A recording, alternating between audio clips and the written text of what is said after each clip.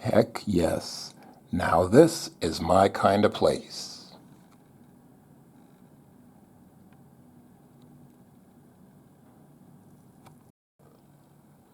Okay, once more with daylight. So this is that same shot, except obviously now with, with daylight during the daytime. And let me get a shot out this other window as well. If I can get these curtains out of the way. There we go.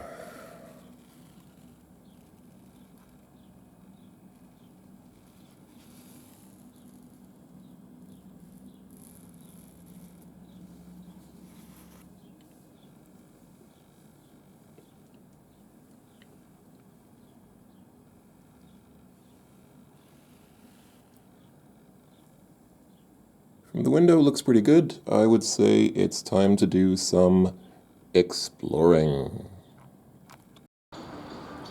Good morning, everyone. I am here on Macedonia Square, the largest square in, I think it's the largest square in the city of Skopje, and by extension, probably the largest square in what until recently was often called simply Macedonia, or more verbosely, the former Yugoslavian Republic of Macedonia, or FYROM for short. However, this country's got a bit of an identity crisis. It wants to be Macedonia, and the sort of running joke, which I don't know if it's really a joke or how much truth there is to it, but the sort of running joke is that Macedonians see themselves, or at least want to see themselves, as the true successors of Alexander the Great. Now, he's commonly called Alexander the Great in English language media, but what I actually didn't know until just a couple years ago, I guess, I mean, I didn't know it in my childhood, was that Alexander is often called Alexander of Macedonia in many languages and many countries. And there is a long-running sort of theory that this guy, well, now I'm looking at his back, but the guy on that horse up there, on that statue, is meant to represent Alexander the Great, aka Alexander of Macedonia. Now, the statue is not officially named after him. Officially, it's just called something like Warrior on Horse. There he is. Yeah, he's just a warrior on a horse, just some random anonymous warrior fighting for something, who knows what. That's the theory. That's I think the official word. It's kind of unfortunate that the fountain's not on. This is actually, it's not just a statue, there's also a fountain. Like those things there are actually like water nozzles, and they will actually spray water when the fountain's running, but unfortunately there's some kind of white tarp drawn over it now, so I guess it's out of service for whatever reason. Excuse me, I am still a little bit ill, so I will be coughing occasionally. I apologize in advance. But anyway, yeah, so I think that secretly, sort of privately, Macedonians imagine that that's Alexander the Great and he's a symbol of their country. But officially it's just some random, it's just the unknown soldier, just some generic soldier guy on his horse fighting for his country. That back there, if I'm not mistaken, is the Porta Macedonia, the port of Macedonia. I guess it used to be part of the old city walls, but it's actually, you can see it's walled off. I guess they're doing some construction work here, so I won't actually be able to walk all the way to it, but that's okay, we can see it from here. Anyway, so yeah, so I'm going to walk around a bit. This is actually my second time in Skopje. And the first time I was here, I was going on a Balkans trip, kind of mopping up the last of the Balkan countries that I hadn't seen. And most of them are places that, if I'm to be perfectly honest, perfectly frank, I don't really have a great desire to go to a second time. But I liked this place so much that I wanted to come back and film a video, because there's just something special about Skopje that you don't get in other Balkan capitals, at least for me. There's just something so grand about it. I mean, so this country is now called North Macedonia. I'm not going to go into the whole history, but basically, I mean, just to make I'll try to make the long story short. This country has been in a feud with Greece for years and years, because Greece has a region called Macedonia, and this country wanted to join the European Union, but Greece kept blocking it, saying, no, that's not Macedonia. Macedonia belongs to us. It belongs to Greece. And so to try and resolve that dispute, this country just said, okay, what the heck, we'll just rename ourselves North Macedonia. So this country is now officially called North Macedonia. That is its official name. But I think in their hearts, they still just, people here just think of themselves as Macedonians. Historically, Macedonia is a region which included both this country, what is now this country, and the Macedonia region in Greece. It's like one historical region, but since then it's been politically divided. And today this is a Slavic country. The language, the Macedonian language spoken here is a Slavic language. And of course, in Greek Macedonia, they speak Greek because it's part of Greece. So that's why I say Macedonia's got a bit of an identity crisis, because it's partly Greek, partly Slavic, and partly, I don't know, probably something else. But anyway, yeah, this country's just, or at least this place here is so grand. Like, you've got all these statues here, all this wonderful sort of stately architecture and stuff like that, which you don't see in most other Balkan countries. Like, they're very, it's a very small country. This is such a small country, and yet they take such pride in their identity, and they want their capital to be clean. You go to some Balkan capitals like, I don't know, I don't want to pick on names too much, but Sarajevo, for example, is just one example that comes to mind. And everything's so dirty and falling apart and so unpleasant. And I mean, it's not just the case in Sarajevo, it's the case in other places as well. And then you come here and it's like, wow, they've really gone all out. There are all these statues here, and I don't know what all these statues represent. But there's just so much of all this stuff here. And I quite like it. I really liked it when I was here, and I liked it so much that I wanted to come back and just make a little video just showing off what it's like. So here's a tourist map. I'm not going to dwell too long on all the stuff that's here. I mean, Skopje, the city center of Skopje is fairly small. It won't take me long to walk around it. And I'm not going to go too far beyond the city center, because, let's face it, I mean, it's like with most cities. Once you get out of the city center, here's a little bit of a farther shot of the guy on the horse. And here are two more guys on horses. Two horses. A different horse. Yeah, once you get outside of the city center, it's like any other city. There's just a bunch of fairly generic, anonymous apartment blocks, and then, some stores, and that's, office buildings, a bunch of streets with cars on them. That's pretty much it. This here, I believe, if I'm not mistaken, this bridge is one of the big landmarks of the city. If I'm not mistaken, in the Macedonian language, it's called Kamen Most, which translates as stone bridge, which seems like an appropriate name. I cannot fault the technical or scientific accuracy of this name. And I really like that building there. I'm just going to go ahead and mention now that I do find it funny that they haven't changed the name up there yet. It still says Archeological Museum of Macedonia. I think they're going to have to change that name at some point because the country is officially no longer called Macedonia. Now it's North Macedonia. But for now, they're still here to annoy the Greeks by calling themselves Macedonia, at least from the archaeological museum. So yeah, you get not a bad view from this bridge, I guess. This is the river that goes through the city. And I apologize, I actually don't know the name of the river. There are a couple of ducks swimming in the river. Ducks Vidva! And a statue of a woman apparently getting ready to... That statue gets me every time. Every time I see it, I think it's an actual person, and then I realize, oh heck no, it's just a statue. Oh yeah, real quick, that yellow building back there, I believe that's the Holiday Inn Hotel, which is the hotel where I stayed last night. That's where I shot those brief shots out the window at the beginning. Pretty nice hotel. I guess it's one of the most popular hotels in the city because it gives a pretty good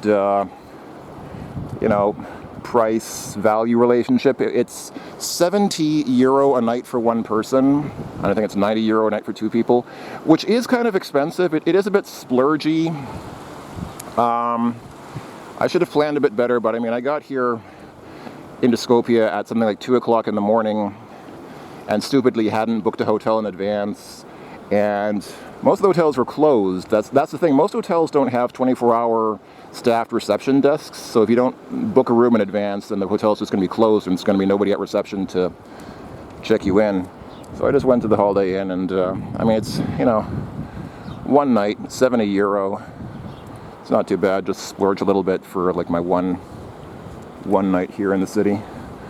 I don't know who these people are and the statues, but yeah, I mean, this city center is just so much more grand than what you see in most of the Balkans. Even in a place like Belgrade, I mean, Belgrade had some nice architecture and stuff, but even Belgrade, I think, can't compare to this place. Like, Belgrade's easily one of the most important cities in the Balkans. It was the capital of the former Yugoslavia, but it just really can't compare. I wonder how expensive this hotel is. This is a 5-star hotel.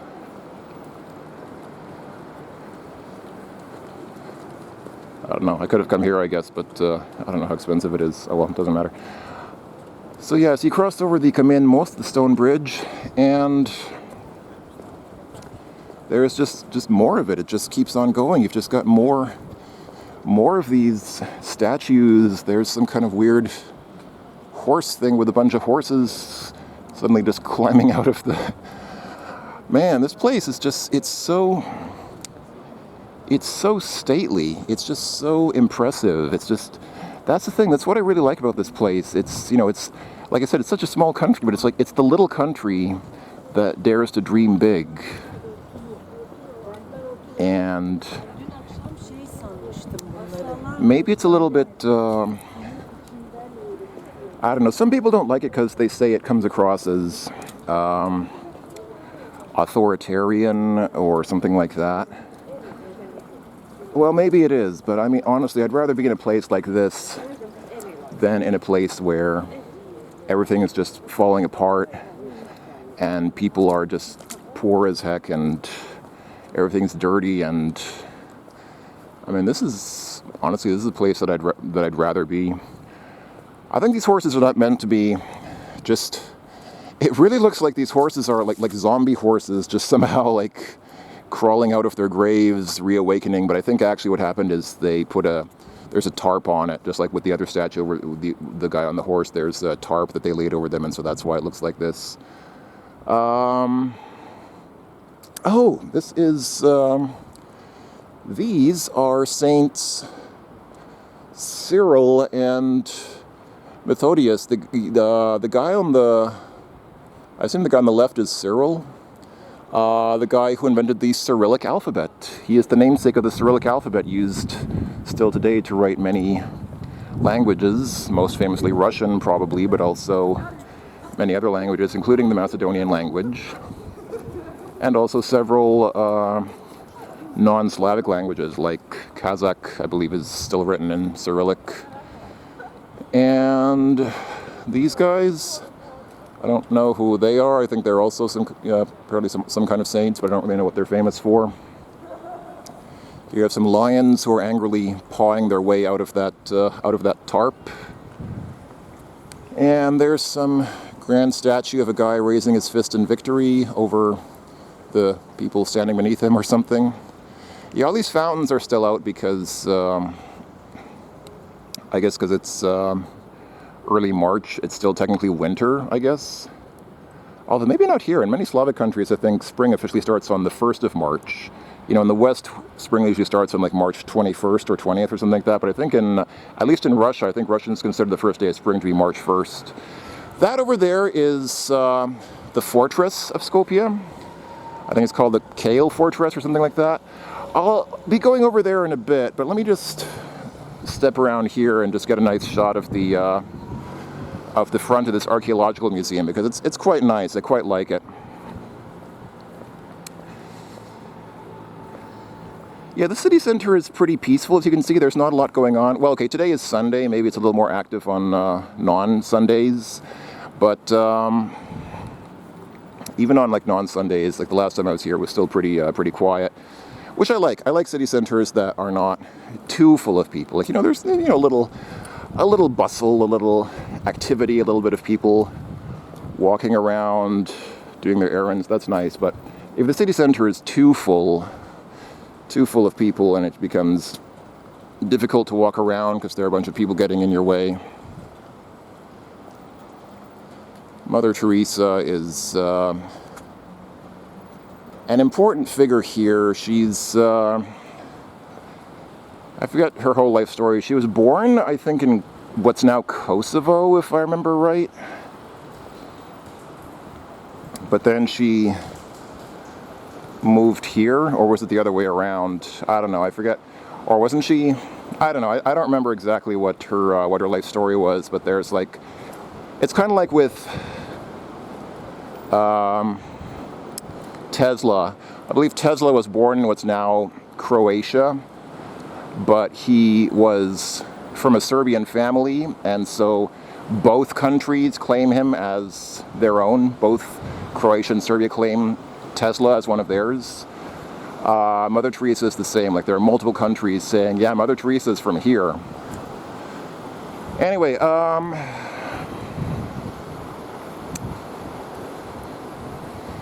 I do note that they've changed the signs here. So the sign here says Republika Sjeverne Macedonia. So here the signs say Republic of North Macedonia. But as you can see, man, look at all these statues here. This reminds me a bit of of that famous bridge in Prague. What is it, the Charles Bridge or something like that? I forget exactly what it's called, but that bridge that everybody goes crazy about in Prague. The difference being, of course, that the bridge in Prague has so many people here, or so many people there, that it's hard to move around. Like, you can hardly walk on that frigging bridge because it's so full of tourists. Whereas here, there's nobody. I'm the only person on the bridge, and I'm not impeded by people selling trinkets and tchotchkes and whatever other nonsense people try to sell to tourists, and whatever other nonsense tourists buy.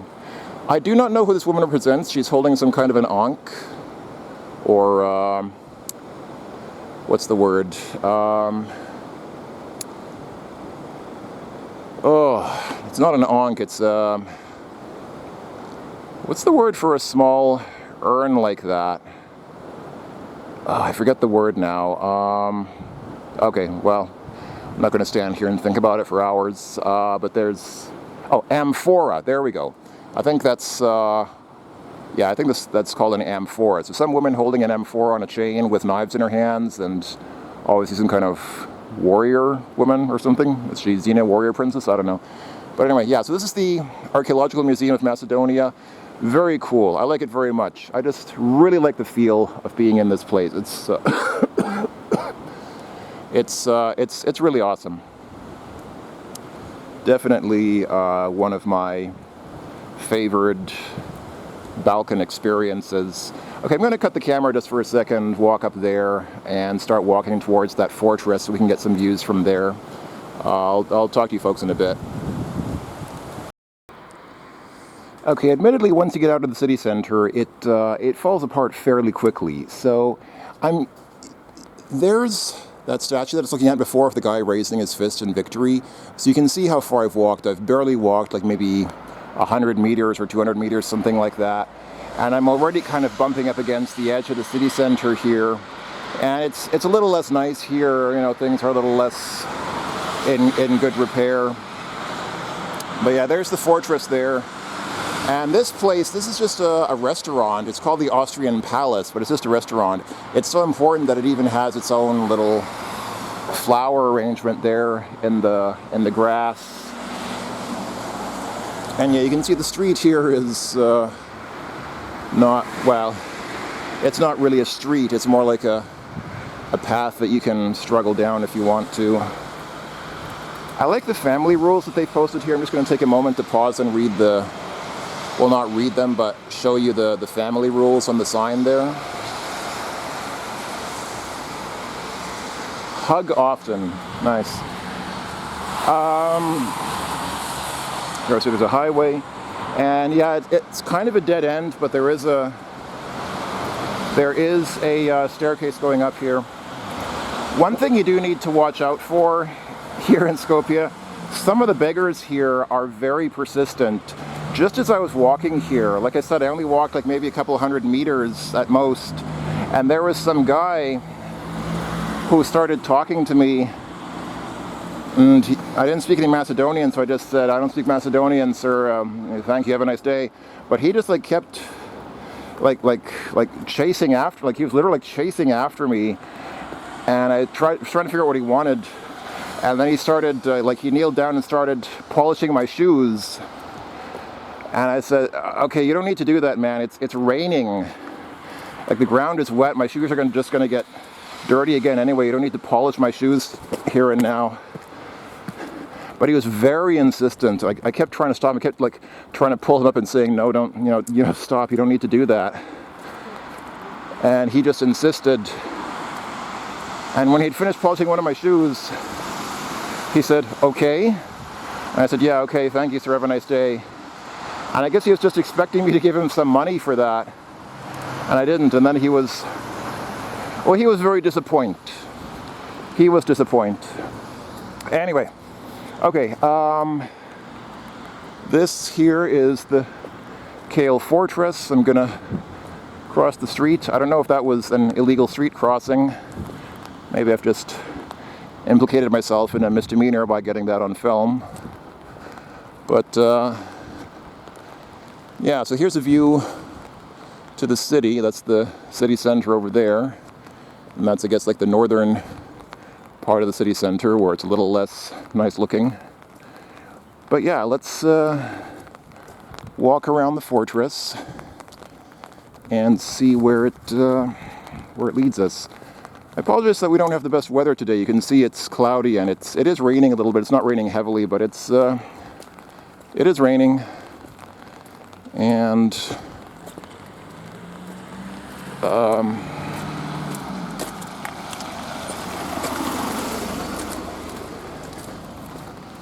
yeah, Skopje is not putting on her best weather for us today, but that happens sometimes.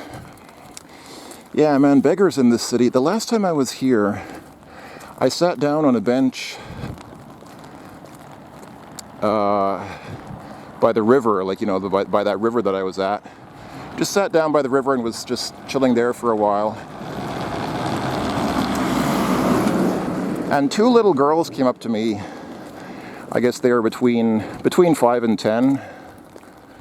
Like maybe, I mean, I think they were, yeah, they were like older than 5, but not adolescents yet, so something like that.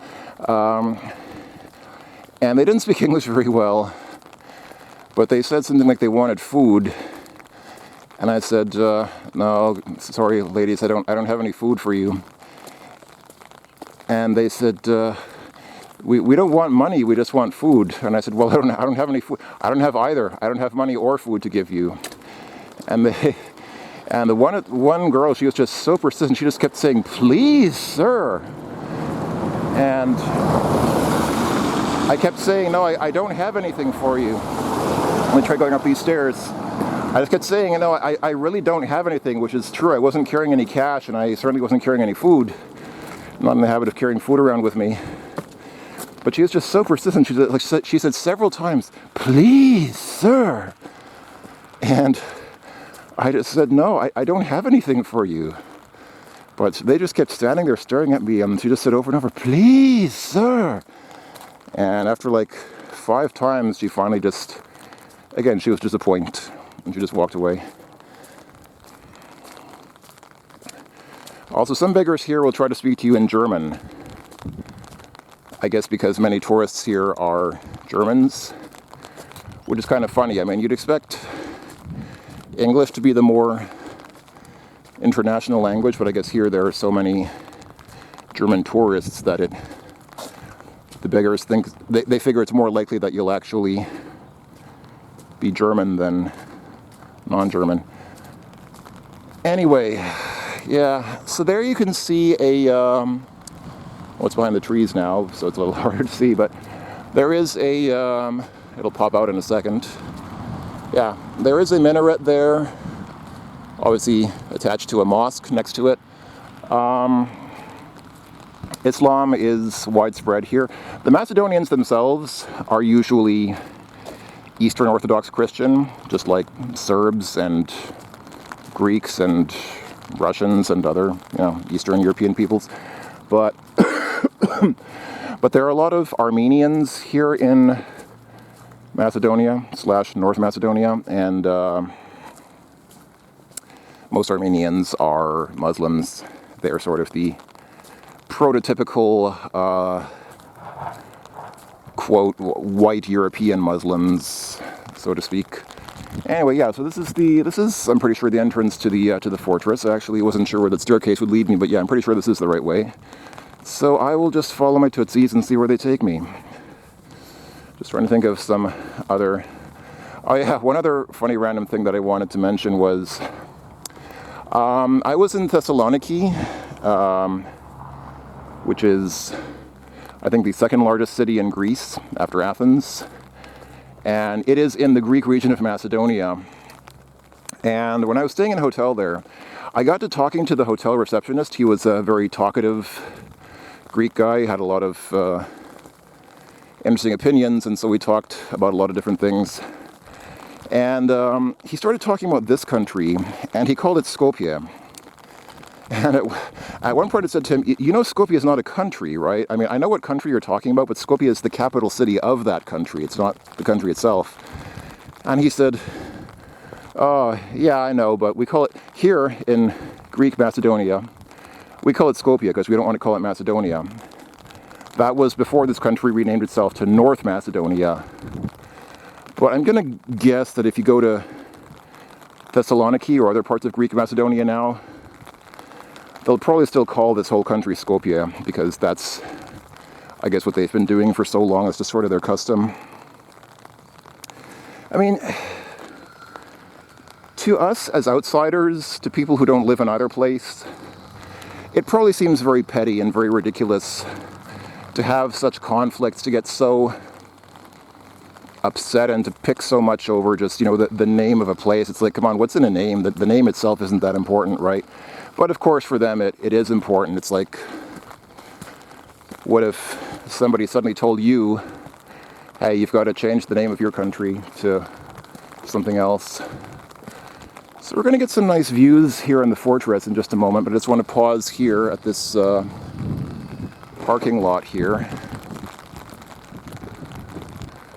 because there's already a pretty nice view from here. So I guess there's the main stadium, the main sports stadium of Skopje, and there's the river in front of it again, and yeah, you can see there are lots of mountains. This is a fairly mountainous country, and as is often the case, they built the capital city here in a relatively flat portion, like kind of a valley between the mountains. And it looks like there is snow on those mountains over there. Of course, I'm not going to walk all the way over there, but yeah, you do have snow on the mountains there. And one interesting thing that I sometimes see is stuff like this. The European Union flag hanging in contexts like that, where the country's not in the European Union. This country is not in the European Union. It has applied for membership in the European Union, and, you know, talks are ongoing. There's this whole process that you have to go through. There are talks and meetings and procedures, and the country has to reform its economy and its government and do things about corruption and I don't know, debt or inflation or whatever the whole process is. So this country probably will be in the European Union sometime, but I think it's still going to take a few years. But these countries do like to wave around the European Union flag as if they were already in the European Union, even though that's a process which takes several years. It usually takes at least 10 years for a country to get into the European Union. And I don't know how long the process has already been running for North Macedonia. I think it's been a while already, but it's still going to be a while to come. Anyway, so here we are on top of the Kale Fortress. It is, to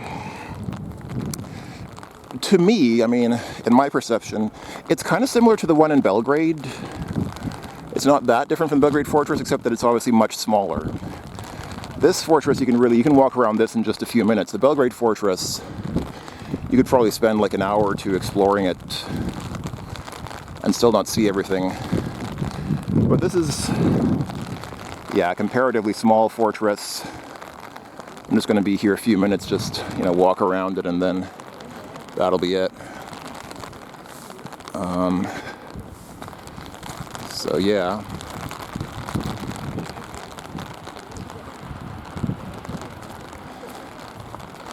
Boy, this rain is not letting up.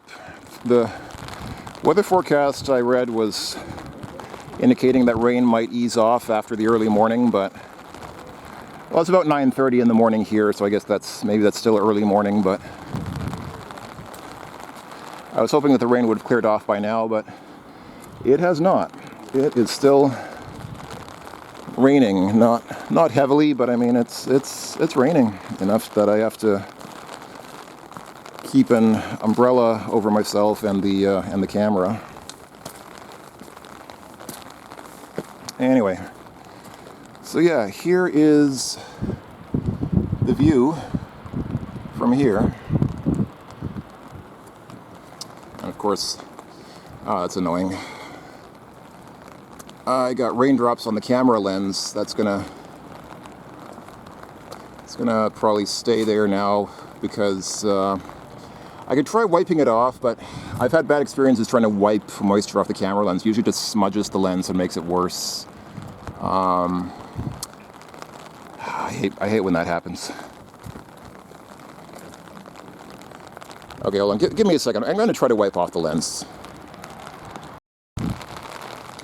Okay, did that help at all? I'm not sure that it did. Maybe. Okay, maybe it helped a little bit. I don't know. You have to be careful here. I'm paying attention to the camera and what the camera's pointing at, but I probably should also be focusing on where I'm going, because you can see the path here is not terribly even. You can easily stumble and fall if you're not watching where you're going, so you gotta be careful here.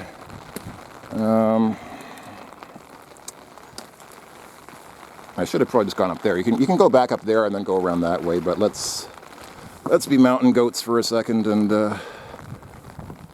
it's not that bad.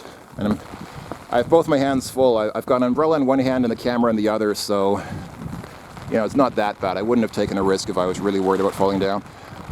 Here we go. Here's another view in kind of in that direction. So very broadly, this fortress is kind of north of the city center, and there's the city center over there. You can see I think that's the Architectural Museum again. So very broadly, that's south. And this is kind of southwest, and that's sort of west, and then that's off to the north that way. And then that's east. Again, very broadly. I know that. I mean, don't use that as a compass, but very broadly, those are sort of the compass directions from where we are here. So I'm gonna come down here, walking back towards the city center, or at least in the direction of it. And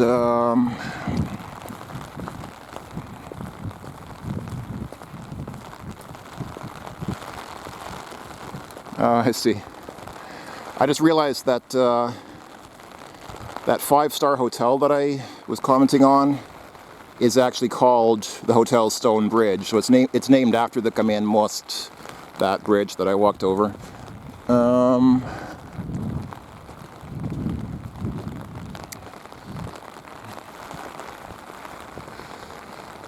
Let's see here. Which way should I go? Okay, I don't know what the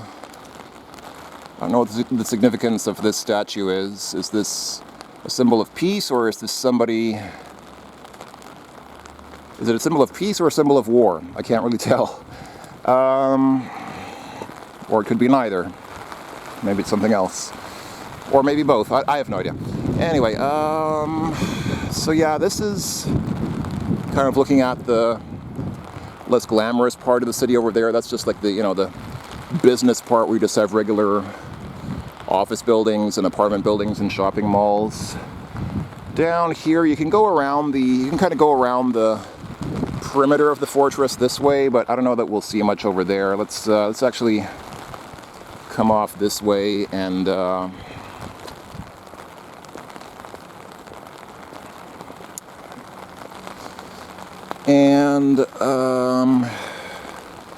take a look towards the east. We've gotten views of the south and the west. Let's take a look towards the east of the city for a bit.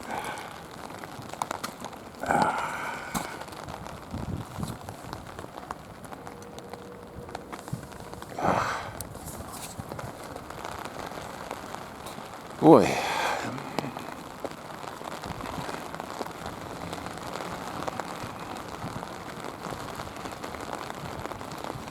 I did not pick a good day to come out here. I've been planning this trip for over a month. So, obviously you don't know what kind of weather you're going to have when you get there. And like I said, the latest forecast I saw was optimistic that the rain would start easing off by around 10 o'clock or so, 10 in the morning, which is, I think we're pretty close to 10 o'clock by now. But yeah, it is just not happening. Boy, this weather is just miserable. But anyway, there again is that minaret and mosque that I mentioned. You can see there's another one. Well, again, it's kind of behind a tree, but you can see there's actually there's one there as well. This is the I guess kind of Muslim side of the city, the Turkish/Albanian or whatever side of the city, because this northern part of the city, like the northern side of the city here, has a bunch of minarets and mosques which you don't see on the other side. So yeah, so like to the south and the west, that's the more Macedonian side, and then here in the north and the east you have the Muslim side. It's also where the old bazaar is. I'll try to get some of that on camera as well. So not too far north of the city center, there's what's called the old bazaar, which is like a Turkish style bazaar, a market where people just sell stuff on the street. It's one of the big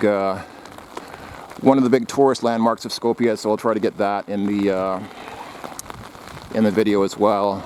But real quick, let's try just walking up to this broken tower here. I guess you could call it a bastion. Not a bastard, but a bastion, like a defense tower. And see what we can see from here. Man, how many minarets can you count just from here? Let's see, there's one there. So obviously there's one there and another one up there. That's not a minaret, that's an electrical tower. Is it just 3 or am I missing some? I think there might be more that I'm not seeing, but anyway, yeah, a lot of them on this side of the city, as opposed to, you know, back there where you see Christian signs and symbols and things. Oh boy, the ground here is a bit flooded. I do not have good shoes for walking in water, so okay, let me try walking around the edge. Yeah, on the edge there's not as much water. Okay, here we go. This isn't too bad. Nice. Here we go. We got a nice view here of the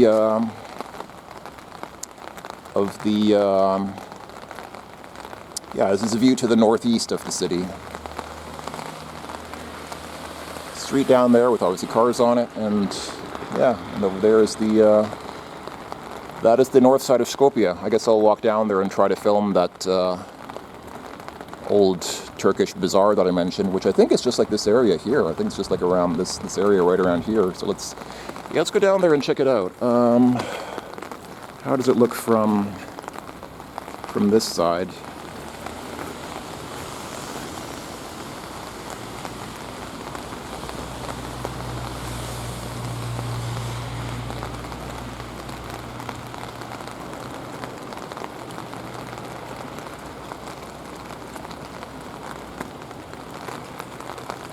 That furniture is really in disarray on the roof of that restaurant, and gotta be careful. There's a broken glass bottle there. I guess somebody here started drinking and just tossed their bottle on the ground, as people do.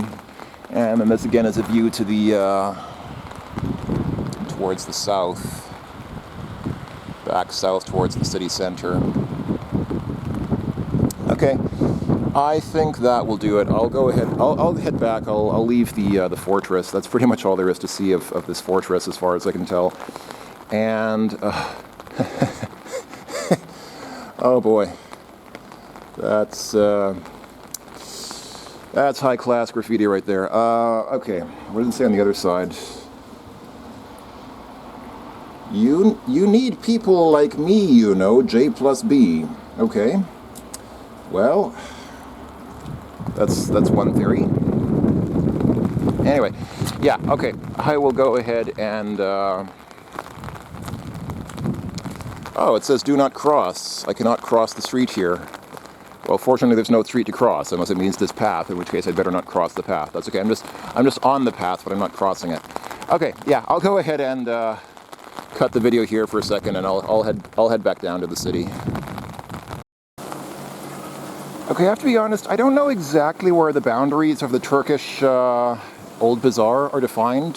So it may be, in fact, that I'm in it or not in it already. I'm not sure, but I think this is definitely like kind of the spirit of it. I think this is generally the area where it is. So you can see, you know, there's a whole different sort of architecture, a whole different sort of approach to urban planning and, you know, city design and building that informs this place, as opposed to where it was. You know, the city center where it was, it's all about open spaces, you know, big open squares and things like that. Here it's, you know, it's more it looks more Balkan. By which I mean, you know, it's more about kind of narrow, twisting streets with bad pavement and a bunch of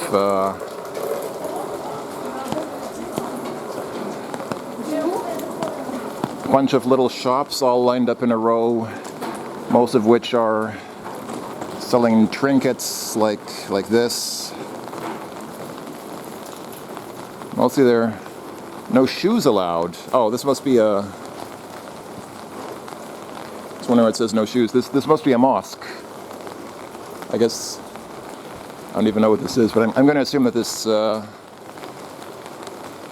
There's no, this, this sign is in 3 languages and none of them are English. It looks like the first one is Turkish. The second one, oh yeah, okay, I get it. First language is Turkish, second one is Albanian, and then the third one is Macedonian. Which I guess probably is simply a practical matter of which demographics are most likely to go into a mosque here. So here you have a nice little set of fountains. Yeah, I don't know if this is exactly, oh yeah, it is the old bazaar, because there's a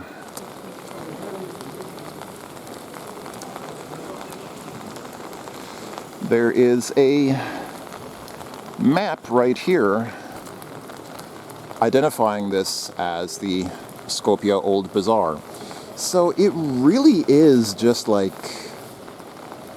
gosh, it really is like stepping into another country. Like, it's just another side of the city. And I'm not even that far. Like, I really am not that far at all from where I was before. Like, I've walked, I think I'm less than a kilometer away. But the difference is so dramatic. Like, the whole approach to urban planning and city design here, the whole way that everything is laid out, is just so different here. It's so vastly different. So yeah, this is, again, a more Balkan approach, a more sort of Islamic kind of thing, like what you'd see in more Islamic countries. Oh, there's a Knjižara there, a bookstore. That's nice. I'm not gonna go and check it out though. I feel just a little bit self-conscious filming here because I think a lot of people here don't like to be filmed, and I don't know what their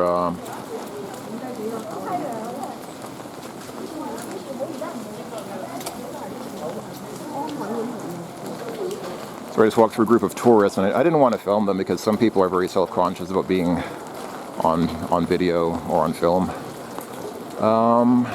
But yeah, this is basically what it's like. It's a very, very, very different sort of experience. You really get a very different feel as opposed to what is this? This gateway, it looks like it goes somewhere? Hold on, what is this?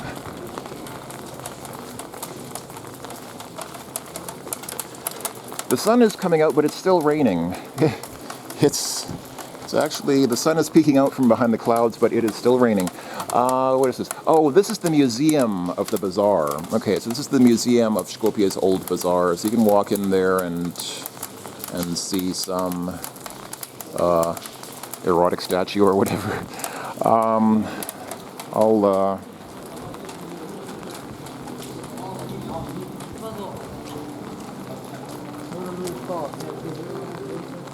I'll actually probably head back in a bit because this is not, to be honest, this is not really my favorite place. Like, I don't really like places where everything is built really close together, where you've got a lot of very narrow streets and everything's kind of all cramped. It feels kind of claustrophobic.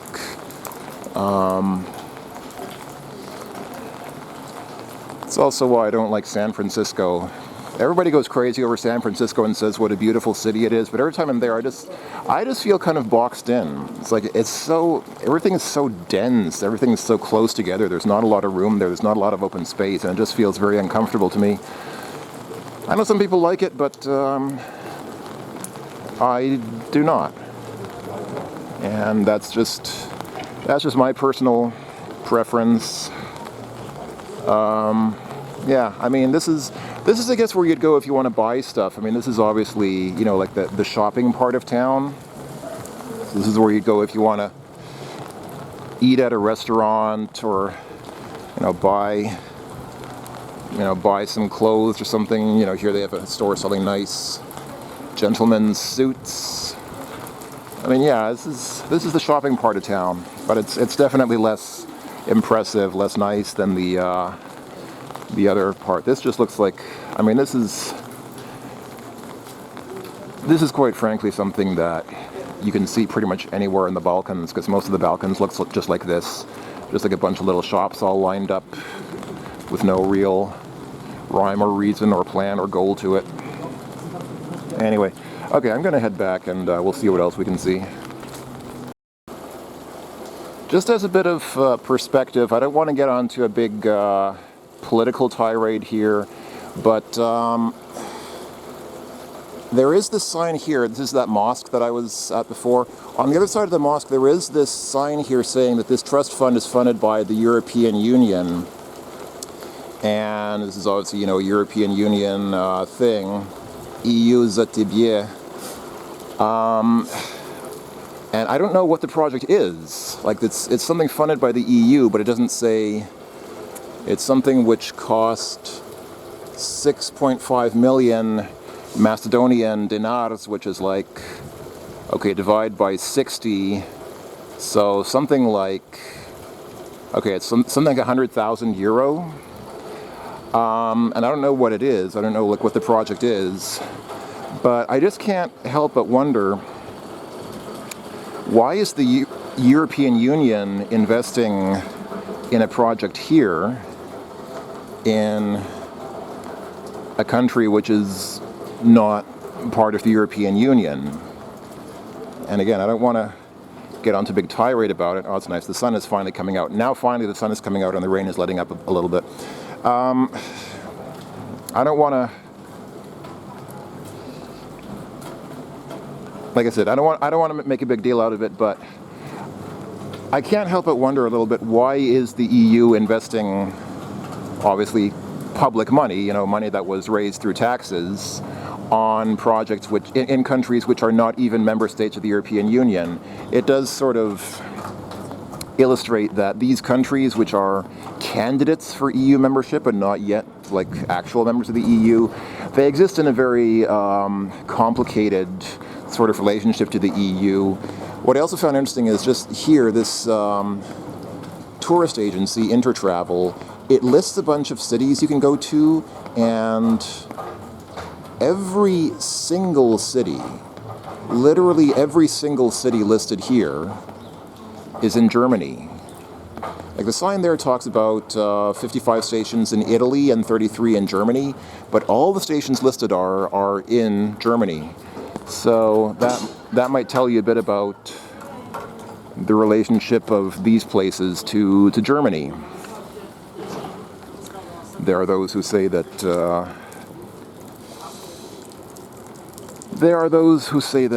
the EU is Germany, or that it's a German domination project. Some people have gone as far as to call the EU the Fourth Reich. Again, I don't want to comment too much on that, but that is a perspective which I think is fairly widely held here in Europe. Kind of tells you a bit about, again, a bit about the very complex relationship that these countries have to the European Union. These countries sort of exist, currently they exist as protectorates of the European Union. They are not officially members of the European Union, and yet they do have cooperation agreements with the European Union because they are trying to become members of the EU, and so they sort of exist at the mercy of whatever the EU wants from them. If the EU says, we need you to do this, then the countries will just jump up and say, yeah, we'll do it because we want that EU membership. So it's a little bit dirty. It's a little bit ugly. Obviously very political and not in a nice way. But yeah, let's not get too caught up on that right now. How do I get out of? Oh, I guess I can just walk across that gravel there. Yeah, streets, like I said, oh, actually, no, I can go through here. Okay, that's nice. Okay, let's see what's, There's a statue there of... Oh, is that... I forget the guy's name. Scanberg or something like that. That Albanian hero. I think there are also statues of him in